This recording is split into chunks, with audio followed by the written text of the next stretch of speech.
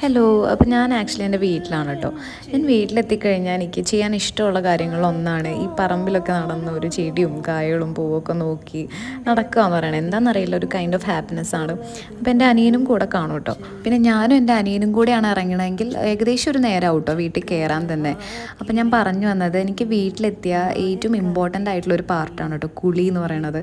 അത് ഒരു ഒന്നൊന്നര കുളിയായിരിക്കും. വീക്ക്ലി 3 to 4 ടൈംസ് ഒക്കെ ആയിരിക്കും തലയൊക്കെ നനച്ച് കുളിക്കാറുള്ളത് തന്നെ. അപ്പോൾ എനിക്ക് വീട്ടിലെത്തിയാൽ ഞാൻ അമ്മ ഉണ്ടാക്കിയ കാച്ചിയ എണ്ണയും അതുപോലെ നല്ല നാച്ചുറൽ ആയിട്ടുള്ള താളിയൊക്കെ ഇട്ട് നമ്മളൊരു ഹെയർ മസാജൊക്കെ ചെയ്ത് കുളിക്കുമ്പോൾ തന്നെ ഒരു ഫ്രഷ് ഫീലിംഗ് ഇല്ലേ.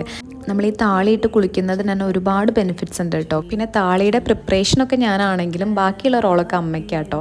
അമ്മയാണ് തലയിൽ എനിക്ക് എണ്ണയൊക്കെ തേച്ച് തന്ന് നല്ല രീതിയിൽ ഹെയർ മസാജൊക്കെ ചെയ്ത് തരണത്.